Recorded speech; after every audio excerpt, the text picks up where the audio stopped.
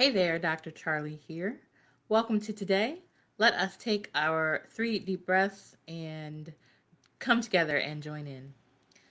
Try putting your fingertips on your cheekbones. And it's a really calming thing. If you want to calm down, if you want to amp up, it's called your K27. It's the 27th point on your kidney meridian. If you find your collarbone, go down an inch and out an inch.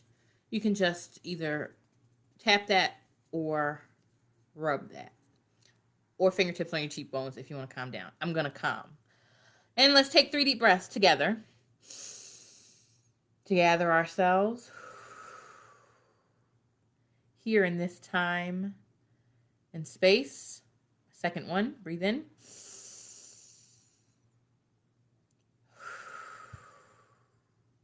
One more time, breathe in. And release. This morning, I had a really good conversation with a woman who we're connected on one of our social medias, but we've never met in person. And it was really delightful. She had a lot of energy and a lot of amazing ideas that reflected her incredible life and what she's passionate about and what her possible directions are. And what I really noted from that conversation is that it really is the little things. And little things goes from little interactions that can make a big difference, but also consistent interactions over time. And little things make up bigger things. At a personal level, this might mean the little pieces that you've gathered along your journey make up your identity. At a environmental level, this means that small things make up bigger things, and bigger things are really made of small things. If you look at a tree as an example, a tree is a big thing generally, and it's made up of smaller things that don't really have a defined ending point until they die, as it were. A leaf doesn't, where does it begin? Where does the leaf begin? Coming from the branch on the tree. And where does the branch begin? Coming from the trunk of the tree. Where do the roots differentiate themselves from the trunk? And so forth. And certainly we could take that to a cellular level or even a quantum level, where our bodies and all entities are made up of cells. Living things are made up of cells, which also have smaller and smaller component parts as well. And so sometimes it is really the little things. And I actually would contend that most of the time it's the little things.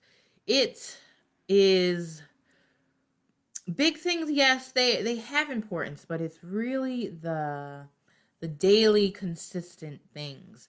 If the cells in my hand were inconsistent, I wouldn't have a whole hand. And whole is a whole other conversation.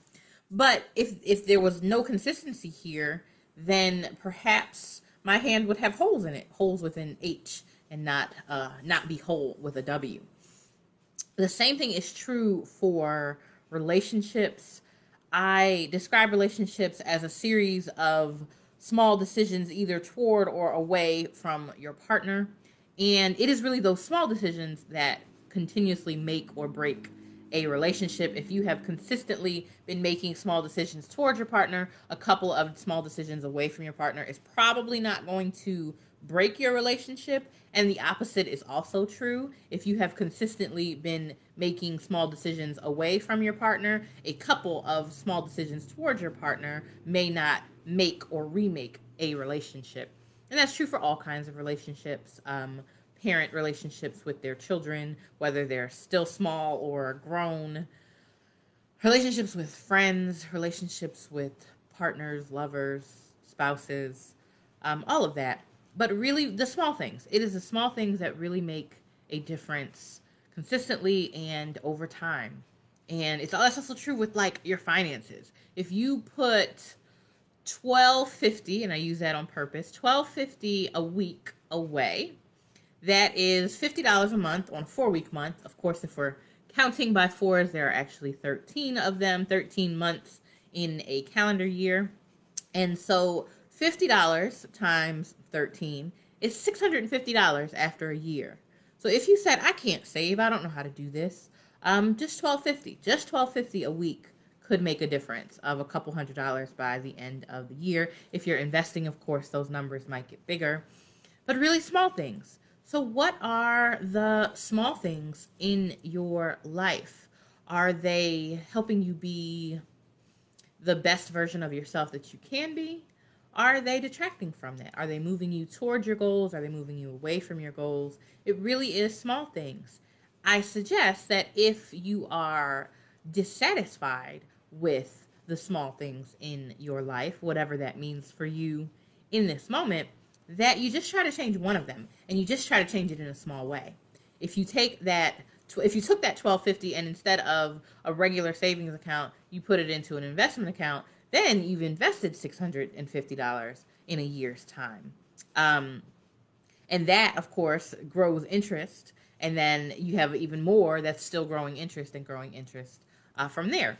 So what are the small things in your life that really do make a difference? For me, one of them is setting a timer.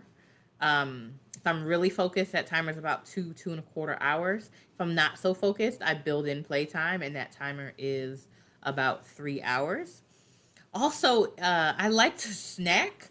I like food that I can hold in my hand. I generally like pickable food, unless it's warm, and then I might need to cradle it and and eat it from a bowl with a spoon.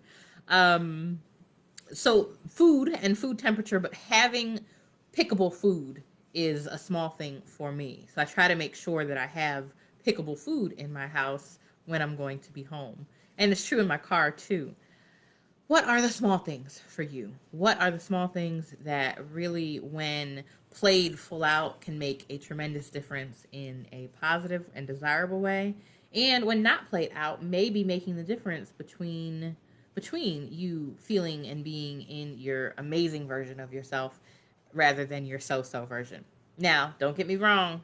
Sometimes we just need to be blah and meh for a little while. But don't stay there.